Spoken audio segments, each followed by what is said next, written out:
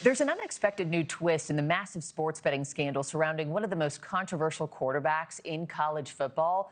Texas Tech quarterback Brendan Sorsby is in the midst of a bitter legal fight with the NCAA, but now he's expected to drop his lawsuit to prepare to go to the NFL. The NCAA ruled that Sorsby was ineligible to play this fall after he admitted to placing thousands of bets on pro and college games. That included wagers on his own teams when he played for the Indiana Hoosiers, the Cincinnati Bearcats. The case garnering so much national attention that even Texas Attorney General Ken Paxton is weighing in. NewsNation national correspondent Xavier Walton joins us now live from Dallas on this. So, Xavier, how does all this work? If Sorsby is leaving Texas Tech, does that then end the legal battle? Markie, good morning. You would think so, but it's not that simple per se. It could take the immediate crisis off the field, but it doesn't necessarily, end this ongoing legal battle that you just laid out. Very convoluted, if you will. Last night, the chairman of the Texas Tech Board of Regents posted on X, Brendan Sorsby will not be part of the football team in the fall, and that the decision was made because of the June 22nd deadline to be eligible for the supplemental NFL draft, which could not happen if his legal disputes aren't resolved.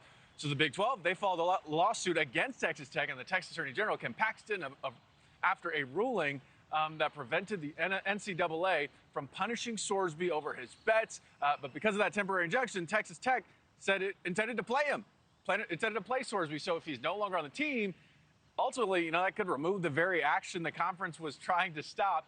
But the lawsuit should not simply just disappear.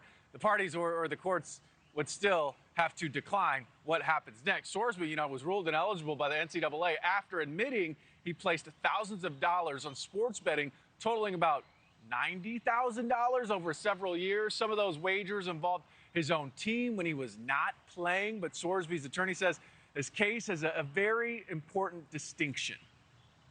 This case, I think, has been badly misunderstood by a lot of people. It's very important that everyone understand that it is undisputed that he never did any betting to compromise the integrity of his team. So he says it was just all one big misunderstanding. Texas Attorney General Ken Paxton had already warned the conference that punishing Texas Tech could bring legal consequences. Sorsby's reported departure could make the immediate dispute just kind of a moot point, or the parties could, they could keep fighting it out, keep duking it out in court, ruling that would apply the next time a court or a conference and a school butt heads, Markie. But either way, it is very controversial and complicated. Yeah, and you bring up kind of the bigger picture here. It's not just about one quarterback anymore. The precedent that this could set for future teams, future players, Exactly. It remains to be seen. We'll see where it heads from here. Xavier Walton live for us in Texas. Thank you.